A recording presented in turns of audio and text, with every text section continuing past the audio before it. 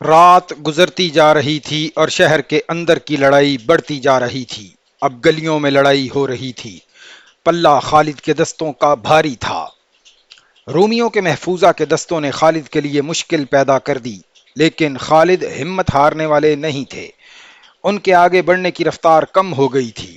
ادھر ابو عبیدہ فجر کی نماز پڑھ چکے تو انہیں بتایا گیا کہ رومی سپہ سالار کے دو ایلچی آئے ہیں۔ ابو عبیدہ نے انہیں بلایا۔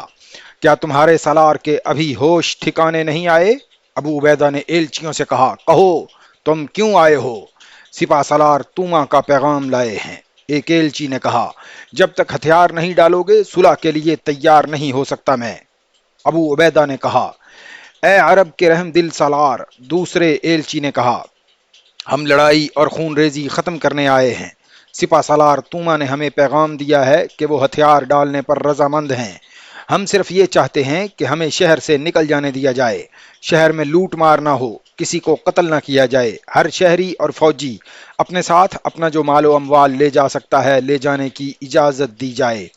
ہم ناحق خون بہانے نہیں آئے اے رومیوں۔ ابو عبیدہ نے کہا، خدا کی قسم میں اپنے ان ساتھیوں کا خون تمہیں معاف نہیں کر سکتا جو تم نے بہایا ہے۔ شہنشاہ ہرکل کے داماد سپہ سالار توما نے کہا ہے کہ ہم تاوان ادا کریں گے۔ ایک ایلچی نے کہا، آپ اسے شاید جزیہ کہتے ہیں یا جو کچھ بھی کہتے ہیں، ہمارا شہنشاہ اللہ ہے۔ ابو عبیدہ نے کہا، تم نے ہرکل کو اس طرح شہنشاہ کہا ہے جیسے وہ ہمارا بھی شہنشاہ ہو اور وہ ہمیں بھی خیرات دے رہا ہو۔ ہرکل ہتھیار ڈال دے گا تو بھی ہم اسے شہنشاہ ہی کہیں گے۔ ایلچی نے کہا، ہم اس کے نوکر ہیں اور اس کا حکم بجا لاتے ہیں۔ کیا آپ ہم پر اور دمشق کی عورتوں اور بچوں پر رحم نہیں کریں گے؟ اے سالار مدینہ، دوسرے ایلچی نے کہا، دمشق کے شہری تو لڑنا ہی نہیں چاہتے تھے۔ وہ تو بہت پہلے سے سپہ سالار توما کو کہہ رہے تھے کہ مدینہ والوں کے ساتھ صلح کر لو۔ اگر اسلام کے متعلق ہم نے جو سنا ہے وہ درست ہے تو آپ کو زیادہ حق نہیں، تو آپ کو زیادہ نہیں سوچنا چاہیے۔ خدا کی قسم، ابو عبیدہ نے کہا، تم میرے سپہ سالار خالد بن ولید کے پاس جاتے تو وہ بھی وہی کہتا جو میں کہوں گا۔ ہمارے آگے جو جھک جاتا ہے اور ہم سے جو صلح کی بھیک مانگتا ہے اسے ہم بخش دیتے ہیں۔ اسلام کا یہی حکم ہے۔ اگر کوئی آخری دم تک لڑے اور ہم بزور شمشیر اس سے ہتھیار ڈلوائیں تو پھر ہم اسے رحم کے قابل نہیں سمجھتے۔ اس وقت خالد شہر کے مشرقی حصے میں لڑ رہے تھے اور وہ رومی فوجیوں کا اور ان شہری جوانوں کا جو اپنی فوج کے دوش بدوش لڑ رہے تھے صفایا کرتے چلے جا رہے تھے۔ رومیوں کی فوج دوسرے دروازے کے آگے بھی چلی گئی تھی۔ اس طرح یہ فوج تقسیم ہو کر کمزور ہو گئی تھی۔ اس سے خالد نے بہت فائدہ اٹھایا۔ اب باب جابیہ کھل گیا اور ابو عبیدہ اپنے دستوں کے ساتھ توما کے ایلچیوں کی رہنمائی میں شہر میں داخل ہوئے۔ توما نے 3 اور دروازے کھول کر اعلان کرا دیا کہ صلح ہو گئی ہے اور رومی دمشق سے جا رہے ہیں۔ معاہدہ ہو گیا ہے، لوٹ مار نہیں ہوگی۔ مسلمان کسی شہری کو قتل نہیں کریں گے اور کسی عورت کو مسلمان اپنے قبضے میں نہیں لیں گے۔ غروب آفتاب میں کچھ وقت ابھی باقی تھا جب ابو عبیدہ شہر میں داخل ہوئے تھے۔ خود توما نے آگے بڑھ کر ابو عبیدہ کا استقبال کیا۔ توما کے ساتھ اس کا ایک سالار بھی تھا، دمشق کا بڑا پادری بھی تھا۔ اے رومیوں، ابو عبیدہ نے توما اور ہربیس سے کہا، تم خوش قسمت ہو کہ تم نے خود ہی شہر ہمارے حوالے کر دیا۔ اس سے تم نے اپنے آپ کو، اپنی فوج اور اپنے شہریوں کو بہت بڑی ذلت سے بچا لیا ہے اور تم نے اپنے مال و اموال کو بھی بچا لیا ہے۔ اور یہ شور کیسا ہے؟ کیا کہیں لڑائی ہو رہی ہے؟ لوگ صلح کی خوشی میں شور و غل مچا رہے ہیں۔ توما نے جھوٹ بولا، وہ دیکھیں میری فوج دیواروں کے ساتھ کھڑی ہے، سب کے ہتھیار زمین پر پڑے ہیں۔ اس وقت خالد شہر کے اس حصے پر غالب آ چکے تھے جس میں رومی فوج کے 3 دستوں نے ان کا مقابلہ کیا تھا۔ اب خالد بچ بچ کر آگے بڑھ رہے تھے۔ وہ حیران تھے کہ شہر کی باقی فوج ان کے مقابلے کے لیے کیوں نہیں آئی۔ اسے خالد پھندا سمجھ رہے تھے۔ اسی خطرے کے پیش نظر وہ محتاط ہو کر آگے بڑھ رہے تھے۔ باہر سے ان کا رابطہ ٹوٹ گیا تھا۔ انہیں ایسی توقع نہیں تھی کہ دروازے کھل جائیں گے اور ان کی باقی فوج بھی اندر آ جائے گی۔ خالد اپنے آپ کو بڑی ہی خطرناک صورتحال میں پھنسا ہوا محسوس کر رہے تھے۔ دمشق کے وسطی حصے میں شہر کا بڑا گرجا تھا جو کلیسائے مریم کہلاتا تھا۔ ابو عبیدہ کو وہاں لے جایا جا رہا تھا۔ وہ گرجے کے قریب پہنچے ہی تھے کہ خالد اپنے محافظوں کے ساتھ ادھر آ نکلے۔ انہوں نے ابو عبیدہ کو ایسے پرامن انداز سے تومہ وغیرہ کے ساتھ دیکھا کہ ان کی تلواریں نیاموں میں تھیں تو خالد بن ولید پریشان ہو گئے۔ ابو عبیدہ نے خالد اور اس کے محافظوں کو دیکھا۔ خالد کے ہاتھوں میں تلوار اور ڈھال تھی۔ تلوار خون سے لال تھی، دستے تک خون گیا ہوا تھا۔ خالد پسینے میں نہائے ہوئے تھے۔ ان کے کپڑوں پر خون کے بے شمار چھینٹے اور دھبے تھے۔ ان کا سانس پھولا ہوا تھا۔ خالد کے محافظوں کی بھی یہی حالت تھی۔ اس میں کوئی شک نہیں تھا کہ خالد لڑتے ہوئے یہاں تک پہنچے ہیں۔ محافظوں کے پاس برچیاں تھیں جن کی انیاں جیسے خون میں سے نکالی گئی تھیں۔ خالد اور ابو عبیدہ ایک دوسرے کو حیرت زدگی کے عالم میں دیکھتے رہے۔ ابو سلیمان، ابو عبیدہ نے آخر سکوت توڑا اور خالد سے کہا، کیا تو اللہ کا شکر ادا نہیں کرے گا کہ اس کی ذات باری نے یہ شہر ہمیں عطا کر دیا ہے؟ اللہ نے صلح منظور کرنے کی سعادت مجھے عطا فرمائی ہے۔ ان لوگوں نے بغیر لڑے میرے آگے ہتھیار ڈال دیے ہیں۔ پھر تو کیوں خون ٹپکاتی تلوار اپنے ہاتھ میں لیے پھرتا ہے؟ میں نے انہیں شہر سے اپنے مال و اموال لے جانے کی اجازت دے دی ہے۔ ابو عبیدہ، خالد نے کہا، کون سی صلح کی بات کرتے ہو؟ کیا تو دیکھ نہیں رہا کہ میں نے لڑ کر یہ شہر حاصل کیا ہے؟ خدا کی قسم، رومیوں نے مجھے امن اور صلح کا پیغام دے کر اندر نہیں بلایا۔ میرے لیے انہوں نے دروازہ نہیں کھولا تھا۔ میں خود شہر میں داخل ہوا ہوں اور میں نے خون بہایا ہے۔ میرے آدمیوں کا خون بہایا گیا ہے۔ میں رومیوں کو یہ حق نہیں دے سکتا کہ یہ خیر و عافیت سے شہر سے نکل جائیں۔ ان کے شہر کا خزانہ اور جو کچھ بھی شہر میں ہے وہ ہمارا مال غنیمت ہے، اور میں نہیں سمجھ سکا کہ یہ صلح کس نے اور کیوں کی ہے۔ ابو سلیمان، ابو عبیدہ نے کہا، میں اور میرے دستے پرامن طریقے سے شہر میں داخل ہوئے ہیں۔ دیکھ، شہر کے دروازے کھل گئے ہیں۔ اگر تو میرے فیصلے کو رد کرنا چاہتا ہے تو کر دے، لیکن یہ سوچ کہ میں دشمن کے ہتھیار ڈالنے پر اسے بخشش کا وعدہ دے چکا ہوں۔ اگر یہ وعدہ پورا نہ ہوا تو رومی کہیں گے کہ مسلمان وعدے کے کچے ہیں۔ اس کی زد اسلام پر بھی پڑے گی۔ خالد کی حالت یہ تھی کہ غصے سے اس کا ہونٹ کانپ رہا تھا۔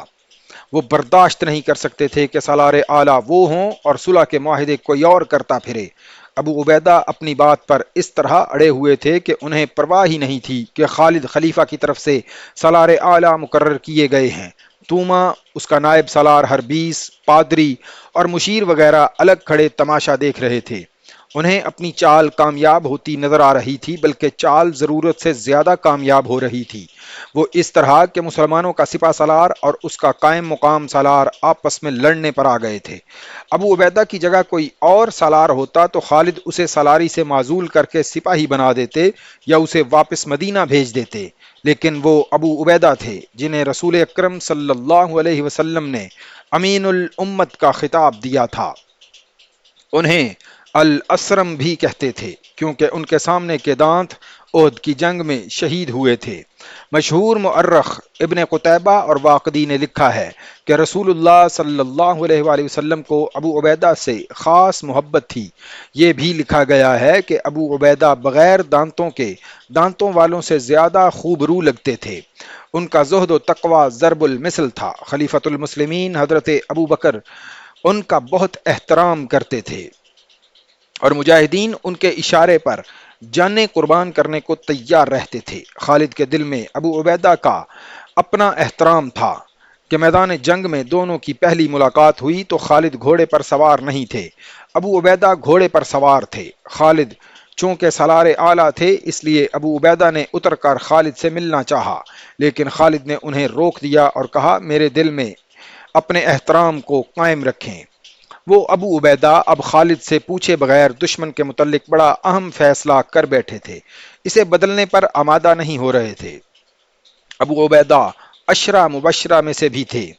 ابو عبیدہ کی تمام خوبیوں اور اسلامی معاشرے میں ان کی قدر و منزلت کو تسلیم کرتے ہوئے اس دور کے وقائع نگار اور مؤرخ لکھتے ہیں کہ جنگی امور کی جو سوجھ بوجھ خالد میں تھی وہ حضرت ابو عبیدہ میں نہیں تھی۔ وہ باریکیوں کو نہیں سمجھتے تھے، البتہ حرب و ضرب میں مہارت رکھتے تھے۔ میں تجھے امیر مانتا ہوں ابو سلیمان، ابو عبیدہ نے کہا، لیکن یہ سوچ کہ میں اپنے دستوں کے ساتھ پرامن طریقے سے شہر میں لایا گیا ہوں۔ ابن الجراح، خالد نے کہا، تجھے دکھاؤں کہ میں کس طرح شہر میں داخل ہوا ہوں اور رات سے اب تک مجھے کیسی لڑائی لڑنی پڑی ہے۔ ان رومیوں نے دیکھا کہ یہ لڑ نہیں سکتے اور میں شہر کی اینٹ سے اینٹ بجا دوں گا تو یہ تیرے پاس جا پہنچے اور انہیں معاف نہیں کروں گا میں۔ ابو سلیمان، ابو عبیدہ نے دبدبے سے کہا، کیا تو اللہ سے نہیں ڈرتا؟ میں نے انہیں اپنی پناہ میں لے لیا ہے، ان سے حفاظت کا وعدہ کر چکا ہوں۔ لیکن خالد ابو عبیدہ کی بات ماننے پر آمادہ نہیں تھے۔ ابو سلیمان، ابو عبیدہ نے افسوس کے لہجے میں کہا، میں نے جب ان کی شرطیں سن کر انہیں حفاظت کا وعدہ دیا تھا اس وقت مجھے گمان تک نہ ہوا کہ تو میرے فیصلے پر اعتراض کرے گا۔ میں یہ بھی نہیں جانتا تھا کہ تو لڑ رہا ہے۔ میں نے اپنے اللہ اور رسول کریم صلی اللہ علیہ وآلہ وسلم کے احکامات کے مطابق اور انہی کے نام پر رومیوں کو بخش دیا ہے۔ سمجھ لے ابو سلیمان، میری بات سمجھ لے، مجھے بد عہدی کا ارتکاب نہ کرنے دے۔ دونوں کے درمیان بحث چلتی رہی۔ خالد کے محافظوں کو بھی غصہ آ گیا۔ وہ تلواریں سونت کر توما اور اس کے ساتھیوں پر جھپٹے۔ وہ انہیں قتل کر دینا چاہتے تھے۔ انہیں کسی طرح شک ہو گیا تھا کہ یہ رومیوں کی چال ہے جو دو سالاروں کو لڑا رہی ہے۔ محافظوں نے توما وغیرہ پر ہلہ بولا تو ابو عبیدہ دوڑ کر ان کے سامنے آ گئے۔ خبردار، حضرت ابو عبیدہ نے کہا، پہلے کچھ فیصلہ ہونے دو۔ یہ ابھی میری پناہ میں ہیں اور تمہیں جب تک حکم نہیں ملتا تم کوئی حرکت نہیں کر سکتے۔ خالد نے ابو عبیدہ کے اس حکم کو بھی برداشت کیا۔ خالد کی موجودگی میں ابو عبیدہ کوئی حکم نہیں دے سکتے تھے۔ یہ صورتحال مسلمانوں کے لیے اچھی نہیں تھی۔ ایک غلطی تو خالد سے ہوئی تھی کہ کمند پھینک کر شہر میں داخل ہونے جیسا خطرناک کام کر رہے تھے، مگر ابو عبیدہ کو اطلاع نہ دی تھی، حالانکہ وہ خالد کے قائم مقام سالار تھے۔ خالد نے تو ان سالاروں میں سے بھی کسی کو نہ بتایا جو شہر کے دوسرے دروازوں کے سامنے اپنے دستوں کے ساتھ موجود تھے۔ اس کے بعد غلطی ابو عبیدہ کی تھی، جنہوں نے وہ فیصلہ کیا جو صرف سالار اعلیٰ کو کرنا چاہیے تھا۔ خالد اور ابو عبیدہ کے درمیان یہ جھگڑا ان کی انا کا مسئلہ بن کر کوئی ناگوار صورت اختیار کر سکتا تھا، لیکن یہ اس دور کا واقعہ ہے جب مسلمان آپس کے کسی جھگڑے کو ذاتی مسئلہ نہیں بنایا کرتے تھے۔ ان کے حاکم اپنے آپ کو آج کل کے حاکموں کی طرح نہیں سمجھا کرتے تھے۔ خالد نے دوسرے سالاروں کو بلایا۔ اس وقت تک دوسرے دستے بھی شہر میں آ چکے تھے۔ سالار جب خالد کے پاس آئے تو خالد نے اپنا اور ابو عبیدہ کا جھگڑا ان کے آگے رکھ دیا۔